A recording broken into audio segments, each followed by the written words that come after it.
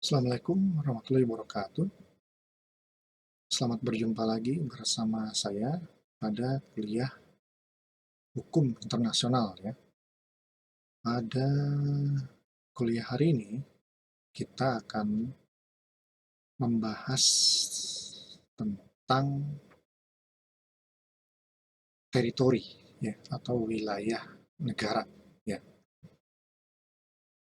Nah, sebagaimana saudara ketahui bahwa unsur wilayah itu merupakan salah satu syarat untuk berdirinya sebuah negara. Dengan kata lain, suatu negara itu dianggap tidak ada, ya, tidak eksis tanpa adanya wilayah, ya, wilayah. Oleh sebab itulah wilayah ini merupakan unsur yang bersifat konstitutif, ya, harus ada. Nah, mengenai berapa luas wilayah negara, hukum internasional tidak mengatur secara tegas, ya. Oleh sebab itu ada negara yang wilayahnya sangat besar, seperti Rusia, Cina, India. Ada juga negara yang wilayahnya itu mini, ya, kecil, seperti Singapura, Brunei, ya, Tata Suci Vatikan, ya, Tata Suci juga dianggap sebagai negara. Tapi yang jelas bahwa suatu negara itu harus memiliki wilayah yang jelas batas-batasnya, ya, jelas batas-batasnya, sehingga jelas pula sampai batas mana kedaulatan negara tersebut. Ya. Suatu negara yang tidak jelas wilayahnya, suatu negara yang tidak jelas batas-batas wilayahnya, maka itu tentu akan menimbulkan kesulitan ya di dalam penentuan ya, kedaulatan negara tersebut berdasarkan hukum internasional ya. Sehingga hukum internasional pun sulit itu memberikan pengakuan yang memadai terhadap negara-negara yang tidak jelas batas wilayahnya. Nah, membahas mengenai wilayah negara, maka yang menjadi pertanyaan mendasarnya adalah apa itu yang dimaksud dengan wilayah negara. Ya. Nah, wilayah negara itu memiliki batas-batasnya. Sehingga kemudian timbul lagi pertanyaan, apa yang dimaksud dengan batas wilayah negara? Nah, wilayah negara itu ada bermacam-macam ya. Ada wilayah darat, ada wilayah perairan ya atau laut, dan ada wilayah udara ya. Nah, ada juga negara-negara yang isinya hanya daratan saja dan tidak memiliki lautan ya atau perairan. Ada negara yang dikelilingi oleh perairan, itu seperti negara kita Indonesia yang disebut dengan negara kepulauan. Baik ya, kita mulai pembahasan kita dengan mengutip apa itu pengertian wilayah negara. Wilayah negara. Nah, yang dimaksud dengan wilayah negara itu adalah bagian dari permukaan bumi yang tunduk pada kedaulatan negara dan mempunyai batas-batas. Nah, jadi seperti yang saya katakan, wilayah negara itu ada batas-batasnya, sehingga timbul istilah batas wilayah negara. Nah, itu ya, jadi bagian dari permukaan bumi yang tunduk pada kedaulatan negara ya. Dan pada gilirannya kemudian pengertian ini juga meluas sampai kepada wilayah di atas permukaan ya, yaitu wilayah udara. Nah, ini kemudian Ada wilayah negara, ada batas wilayah negara.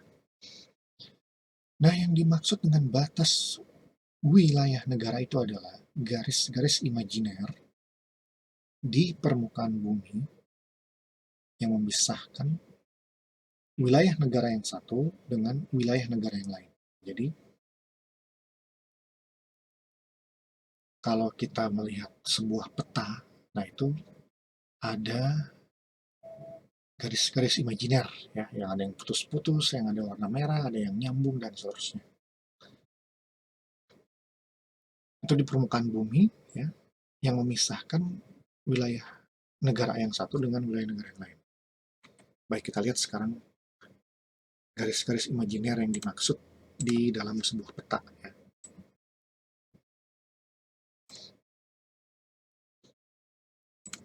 Nah, ini bisa saudara lihat ya. Di sini kita lihat banyak garis-garis imajiner ya. Nih, misalnya ini ya. Ada garis putus-putus ini. Ini menunjukkan ya batas daripada zona ekonomi eksklusif. Nah, ini ada garis merah yang tebal ini. Nanti kita lihat ini garis apa ini ya.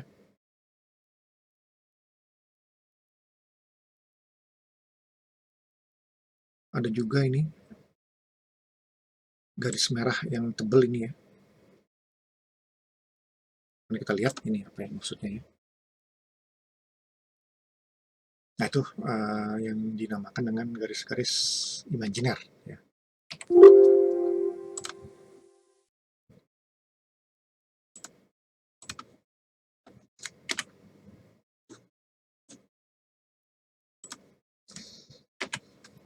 Nah, ini yang saya bilang tadi ya. Wilayah negara itu dapat berupa daratan, ya, lautan ya, atau perairan, dan udara ya. Jadi ada tiga jenis ya wilayah negara itu.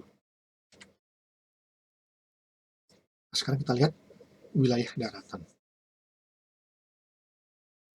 Nah, wilayah daratan itu tentu yang kita injak ini ya, yang tempat kita berdiri, tempat kita berjalan ya. Itu wilayah daratan itu. Dan wilayah daratan ini tentunya memiliki batas-batas ya, ada batas-batasnya. Berupa apa? Yang pertama, wilayah daratan itu dibatasi oleh yang namanya natural barriers ya, atau frontiers, seperti gunung ya, atau pegunungan ya. Gunung itu bisa menjadikan perbatasan wilayah negara ya, di wilayah di gunung sebelah sini tuh wilayah negara mana, yang di gunung sebelah sana tuh wilayah negara mana. Itu bisa saja dijadikan perbatasan sepanjang diatur dalam perjanjian batas wilayah secara bilateral ya, antara dua negara. Kemudian wilayah daratan juga bisa dibatasi oleh hutan ya, atau danau, sungai, dan sebagainya. Nah, hal-hal yang dijadikan pembatas ini tentu harus diatur dalam perjanjian batas wilayah ya antar negara. Kemudian yang kedua adalah batas wilayah yang buatan, artificial. Seperti misalnya ada pos pengintai ya, tembok, dan sebagainya. Nah, itu batas-batas darat yang buatan ya, buatan artificial.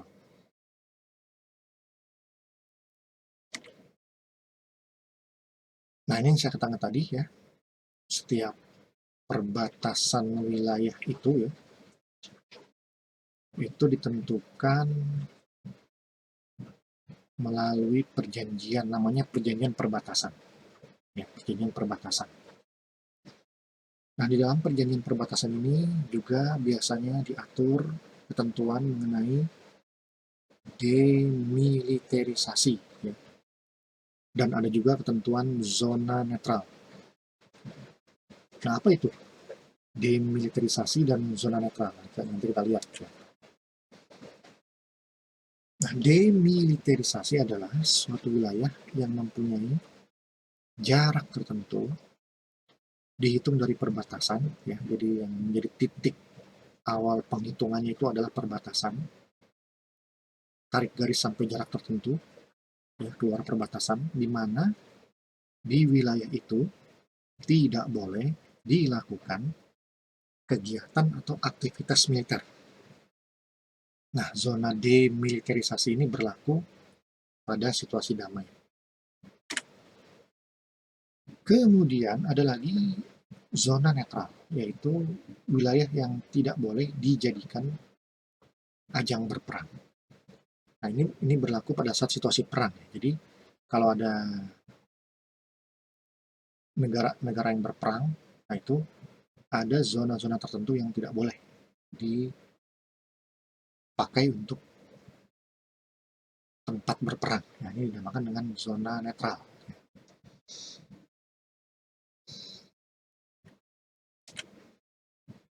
Nah, kemudian wilayah perairan, ya, atau laut.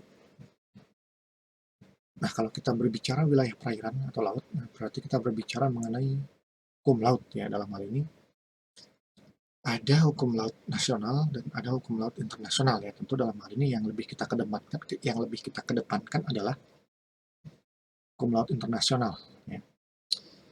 Nah, hukum laut internasional ini merupakan hukum yang sangat kompleks, ya, yang sejarah pengaturannya itu memiliki histori atau tahap yang sangat panjang, penuh perdebatan, penuh kontroversi, ya. Sampai akhirnya lahirlah hukum laut modern saat ini yang diatur di dalam Konvensi Hukum Laut PBB, ya, tahun 1982,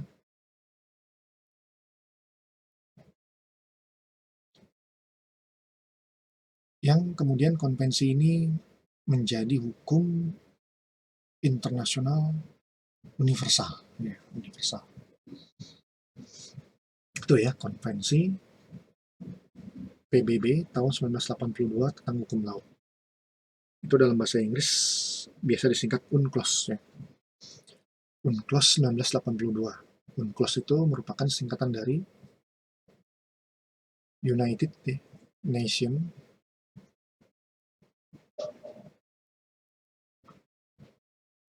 Law of the Sea, ya. Law of the Sea. United Nation Convention, ya. United Nation Convention Law of the Sea. Jadi konvensi hukum laut PBB tentang hukum laut. Konvensi PBB tentang hukum laut, ya, tahun 1982. Nah, kalau kita berbicara mengenai hukum laut internasional, sebagaimana yang diatur di dalam konvensi hukum laut PBB tersebut, maka terdapat 6 pengaturan atau rezim, ya, rezim hukum laut. Yang pertama adalah disebut dengan perairan pedalaman, ya. Perairan pedalaman, atau dalam bahasa lain, perairan pedalaman ini disebut dengan perairan kepulauan. Perairan kepulauan. Nah, namanya saja sudah perairan kepulauan, ini berarti hanya dimiliki oleh negara-negara yang berbentuk kepulauan. Atau archipelago states, ya, seperti Indonesia, Filipina, Inggris. Itu memiliki namanya perairan pedalaman. Yang kedua, itu disebut dengan rezim laut teritorial. Nanti kita lihat ini apa ini, laut teritorial. Kemudian ada zona, yang ketiga adalah rezim zona ekonomi eksklusif. Yang keempat ada continental shelf, landas benua. Yang kelima adalah zona tambahan, contiguous zone. Terakhir yang keenam adalah laut lepas atau laut bebas, ya.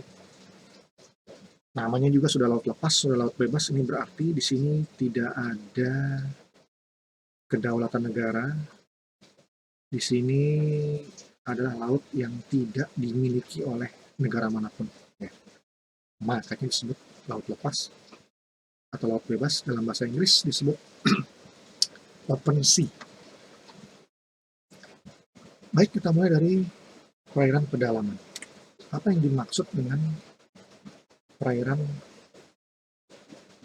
pedalaman? Ya, tadi saya katakan bahwa perairan pedalaman ini hanya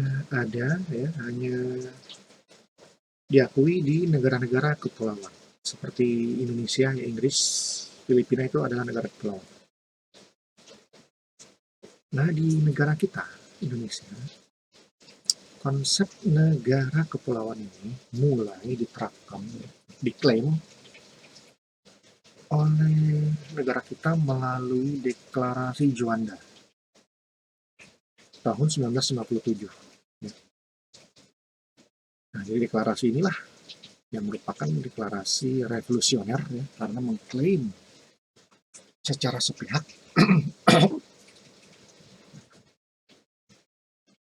terhadap wilayah laut negara kita. Jadi walaupun waktu itu belum mendapatkan pengakuan dari dunia internasional, tapi Indonesia dengan berani melakukan klaim terhadap wilayah laut yang tunduk kepada kedaulatan negara Indonesia. Nah, itu diklaim melalui Deklarasi Juanda 1957. Dikatakan dinamakan Juanda karena waktu itu Perdana Menteri yang berkuasa di negara kita ya, bernama Insinyur Juanda. Ya. Juanda. Karena deklarasi yang dibuat pada zaman kekuasaan beliau sebagai Perdana Menteri, maka disebut dengan Deklarasi Juanda. Baik, di dalam Deklarasi Juanda ini diklaim ya yang namanya perairan pedalaman. Nah, jadi perairan pedalaman ini awalnya klaim sepihak ya melalui Deklarasi Juanda yang kemudian diperjuangkan oleh para diplomat Indonesia ke dunia internasional agar diakui menjadi bagian dari hukum internasional universal ya, dan akhirnya diakui. Perairan pedalaman ini diakui di dalam Konvensi Hukum Laut PBB tahun 1982 ya. Jadi dari awalnya ini hanya merupakan klaim sepihak negara kita dan kemudian kita perjuangkan ke dunia internasional dan pada akhirnya diakui menjadi bagian dari hukum internasional yang universal. Itulah kehebatan para diplomat kita ya di masa lalu itu yang berhasil meyakinkan dunia internasional untuk mengakui konsep perairan pedalaman ini menjadi bagian dari hukum internasional. Baik, yang dimaksud dengan perairan pedalaman itu adalah perairan di sekitar, di antara, dan menghubungkan pulau-pulau di mana perairan ini merupakan bagian dari perairan nasional Indonesia dan tunduk pada kedaulatan Indonesia. Nah, oke ya, jadi kita bedah ya di sini. Perairan pedalaman itu adalah perairan di sekitar, di antara, dan menghubungkan pulau-pulau. Ini dianggap menjadi bagian dari perairan nasional tunduk pada kedaulatan Indonesia. Nah, ini pertanyaan. Seperti apa sih perairan yang di sekitar ini, di sekitar, di antara, dan yang menghubungkan pulau-pulau? Kalau kita lihat peta itu, kalau kita menengok peta itu, perairan ini ada di mana? Nah, ya, sekarang kita lihat.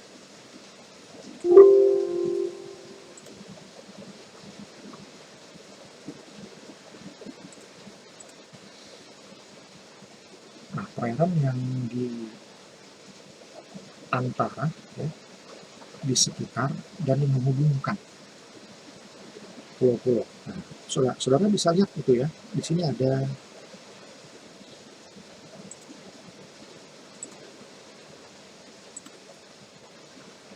ada garis merah tebal ya, tebal. Nah, garis merah tebal ini menutup semua wilayah Indonesia. Ya, tutup semuanya. Tidak ada yang celah yang terbuka ya, garis merah ini. Nah, lalu perairan kepulauan yang di mana?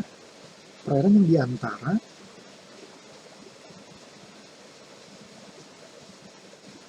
di sekitar dan menghubungkan pulau-pulau. Nah, jadi perairan pedalaman itu adalah perairan yang ditutup oleh garis merah itu. Ya. Nah, dengan kata lain, kalau kita bisa arsir, yang dimaksud dengan perairan pedalaman ini adalah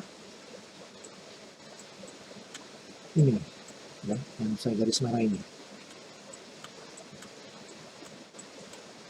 Ini semua adalah perairan pedalaman atau perairan kepulauan. Jadi perairan yang ada di sekitar, di antara dan menghubungkan pulau-pulau. Kita lihat ini perairan ini ditutup ya, ditutup, dilindungi, di cover oleh batas yang warna merah tebal ini. Ya. Nah,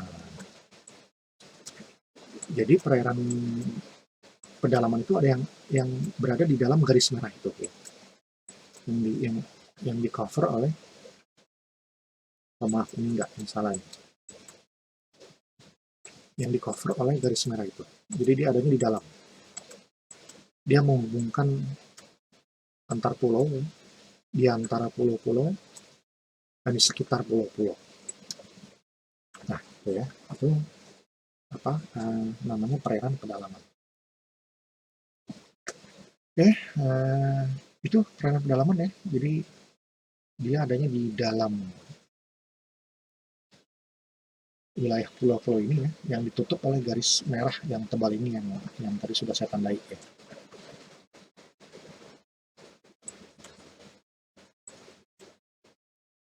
Nah, ini semua perairan pedalaman. Dia adanya di balik ya, di balik di dalam garis merah gitu ya. Di cover oleh garis merah itu.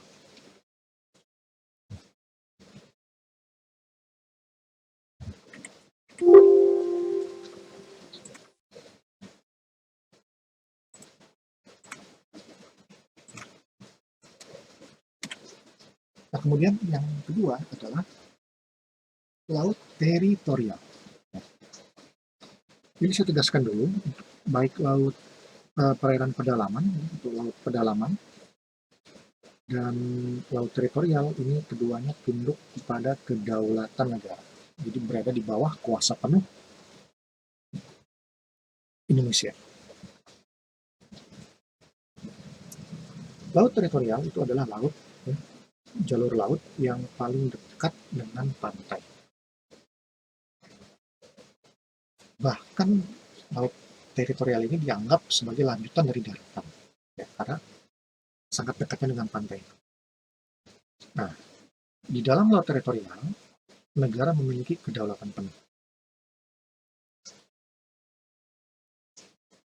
Lebar laut teritorial adalah 12 mil, ya, 12 mil ditarik dari titik terluar, pulau terluar menuju laut. Ini 12 mil ini merupakan ketentuan baru yang terdapat di dalam hukum laut PBB ya. Ini diakui 12 mil. Nah, kalau di hukum laut yang lama, zaman sebelum Konvensi Hukum Laut PBB 1982, ini hanya 3 mil, ya, 3 mil diakui.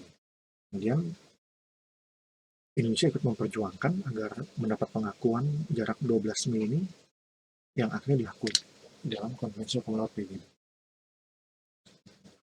Nah, itu ya, laut teritorial, jalur laut yang paling dekat dengan pantai, bahkan dianggap sebagai lanjutan dari daratan.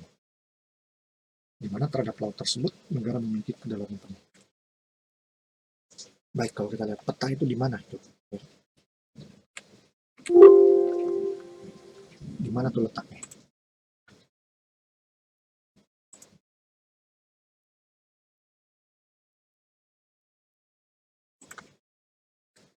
Nah, bisa kita lihat di sini.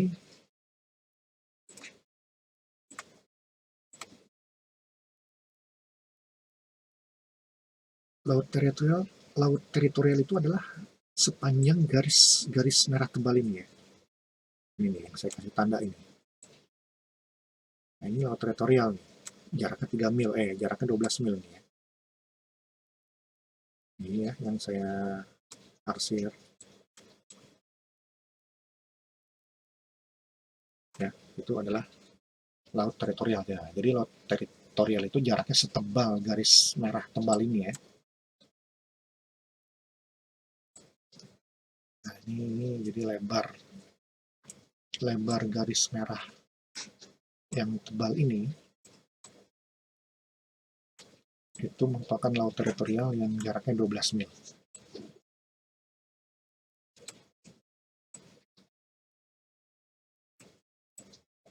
12 mil. Ya. Jadi sekarang saudara sudah mengetahui ini ya, laut teritorial ini yang ini nih.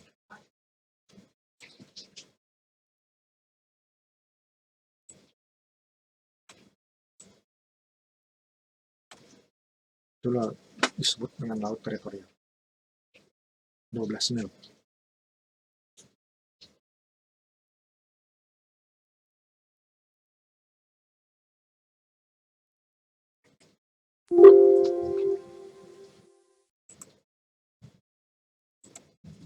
Nah, kalau kita lihat lebih jauh lagi dan berbentuk gambar seperti ini ya, bisa kita lihat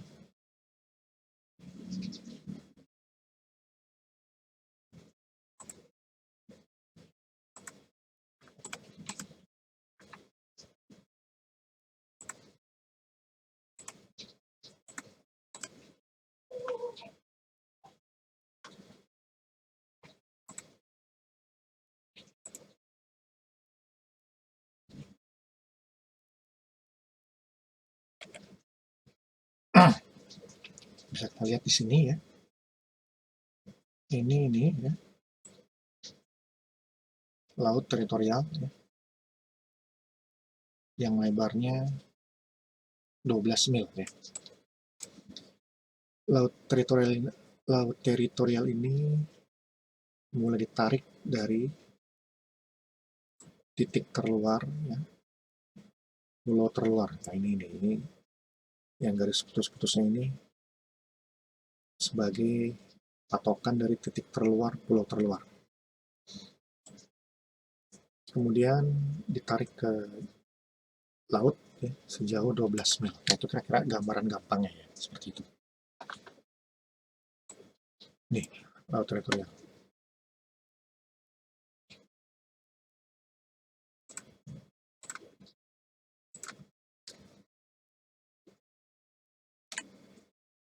Berikutnya adalah zona ekonomi eksklusif, yaitu jalur laut yang terletak di luar dan berdampingan.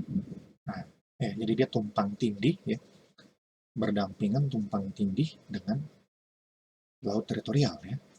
Tapi yang tumpang tindihnya ini, yang berdampingan ini hanya sejauh 12 mil saja. Karena lebar ZEE itu sangat lebar ya, panjang itu, sejauh 200 mil laut. Sejauh 200 mil laut ya, yang diukur dari garis pangkal tempat lebar laut teritorial dihitung. Nah itu ya, jadi itu ZTE itu dia lebarnya sejauh 200 mil, jauh juga ini ya, dan titik penarikannya dimulai sama dengan titik penarikan laut teritorial ya, dari titik terluar pulau terluar. Nah jadi kalau kita lihat ya,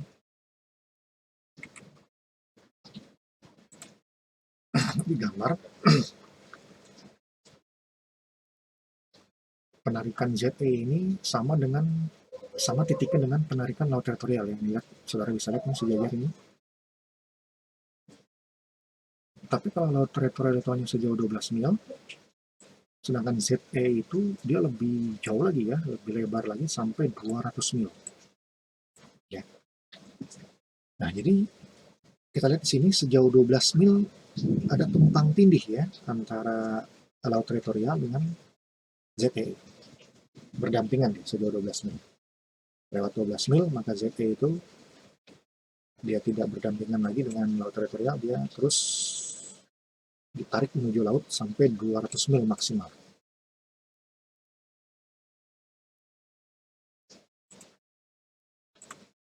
Nah, kalau kita lihat di peta ya,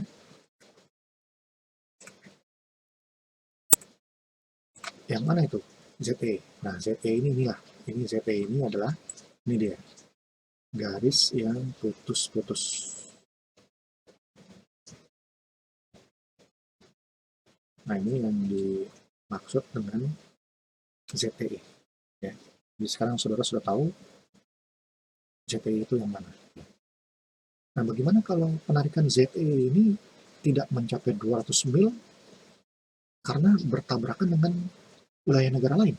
Nah, gimana itu? Seperti ini kita lihat kan ini jauh nih, ini 200 mil nih jaraknya nih ya. 200 mil. 200 mil, 200 mil, 200 mil.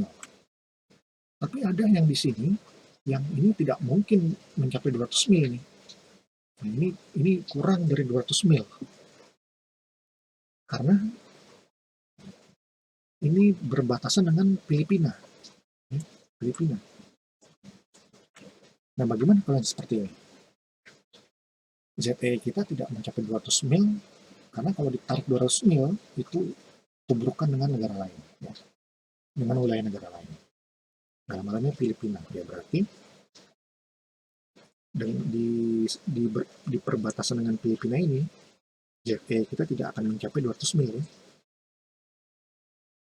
Yang berarti kita berarti Indonesia itu membuat perjanjian dengan Filipina ya, lebih lanjut untuk mengatur tentang berapa ini ya, lebar ZTE yang disepakati. Jadi dibagi dua wilayah ZTE ini.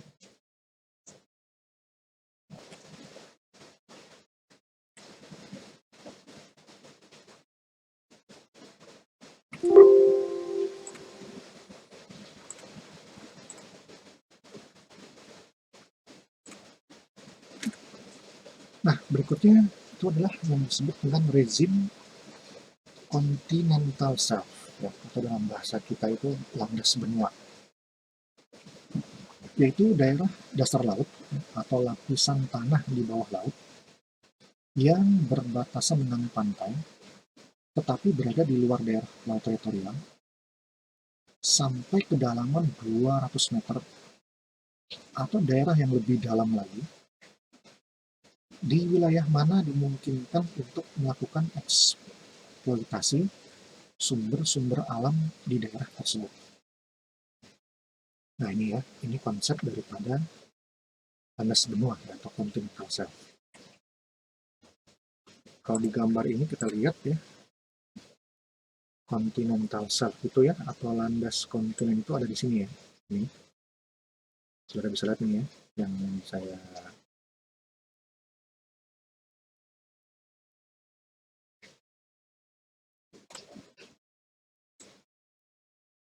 saya ini pakai mouse ini, yang saya gerakan pakai mouse ini adalah landas kontinen. Garis bawahnya, tarik garis ke sini, tarik garis ke sini. Ini landas kontinen. Jadi dia rupanya dia itu lapisan tanah di bawah laut ya. Dia itu lapisan tanah di bawah laut. Jadi di dasar laut itu di bawahnya ada lapisan tanah lagi gitu ya. Di dasar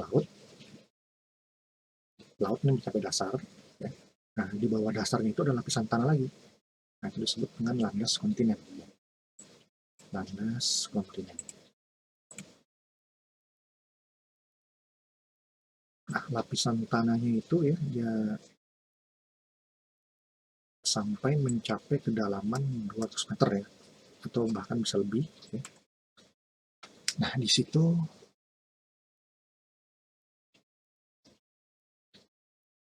biasanya dilakukan eksploitasi ya terhadap sumber-sumber alam, seperti misalnya uh, minyak, ya, minyak bumi. Bisa disedot dari landas kontinen.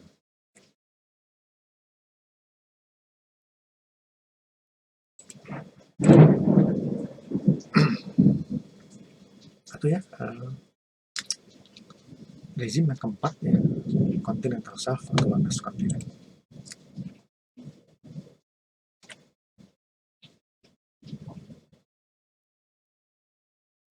Nah, tadi saya katakan di wilayah perairan pedalaman dan laut teritorial, ya, negara memiliki kedaulatan. Artinya negara berkuasa penuh untuk menguasai, untuk memiliki wilayah tersebut. Berbeda halnya dengan di ZEE. Ya, kalau di ZEE, negara itu tidak memiliki kedaulatan, alias negara itu tidak berkuasa penuh. Di ZEE, negara hanya memiliki hak berdaulat. Hak berdaulat. Ya. Nah, kedaulatan berbeda dengan hak berdaulat. Tadi kalau kedaulatan itu negara berkuasa penuh, tapi kalau hak kedaulatan, hak negara itu sebatas hanya untuk melakukan eksplorasi dan eksploitasi terhadap sumber daya hayati dan sumber daya non-hayati di sepanjang wilayah ZEE sampai ke continental shelf atau landas kontinen atau landas benua. Itu saja. Ya. Jadi hak berdaulat itu hak untuk sebatas mengeksplor atau mengeksploitasi sumber daya hayati dan non-hayati di wilayah tersebut. Itu bedanya ya. Kedaulatan dengan hak berdaulat. Terakhir ya, nah ini open sea, ya, high sea. Oh ya, ada satu yang terlewat ya.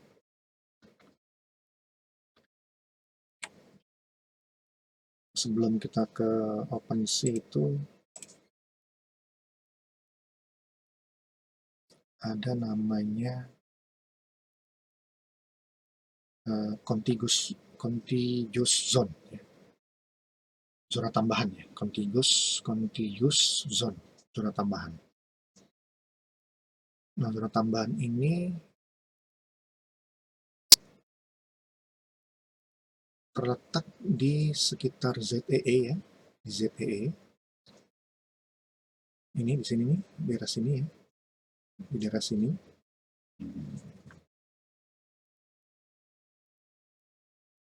Di mana di dalam zona tambahan ini, untuk contiguous zone ini, negara memiliki kewenangan ya untuk melakukan pengawasan terhadap wilayah lautnya, terutama pengawasan dari kemungkinan adanya kapal-kapal asing ya masuk ke dalam wilayah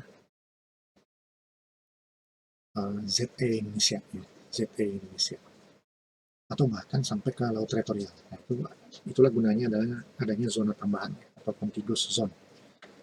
Dia tuh letaknya di sekitar ZE sini ya, yang zona tambahan ini. Itu bisa kita sebut dengan rezim contiguous zone atau zona tambahan, ya, zona tambahan.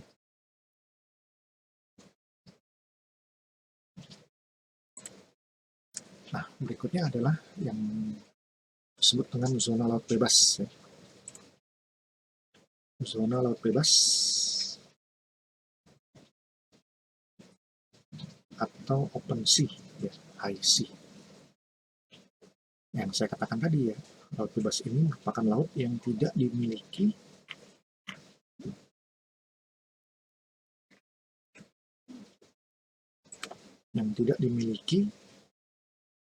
oleh negara manapun.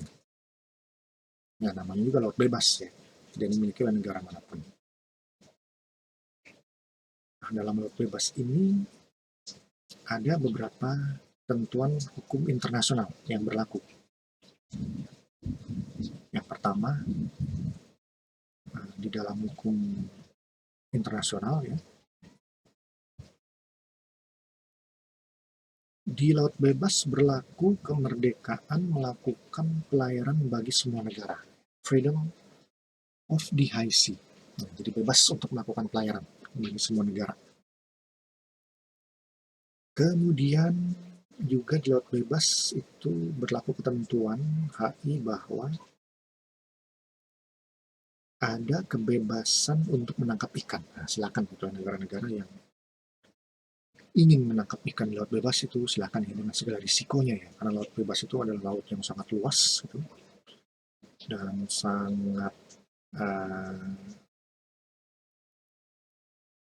sangat ekstrim ya, lingkungan sekitarnya itu, sehingga tidak mudah juga itu ya mengeksplor sumber daya di laut bebas itu. Kemudian di laut bebas itu berlaku kebebasan penerbangan, kemudian berlaku kebebasan untuk memasang kabel di bawah laut. Itu silahkan bagi negara yang memang memiliki teknologi yang sangat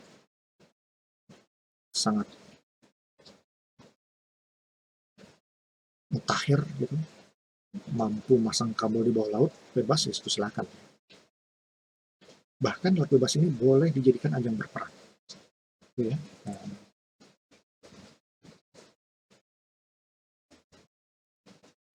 beberapa ketentuan yang berlaku di laut bebas menurut hukum laut internasional. Nah, di negara kita sendiri, mengenai wilayah negara ini secara nasional diatur dalam Undang-Undang Nomor 43 Tahun 2008. Judulnya tentang wilayah negara. Jadi kalau saudara ingin mengetahui secara lebih detail mengenai wilayah negara yang diatur di dalam undang-undang ini ya, secara nasional, saudara bisa membaca undang-undang ini.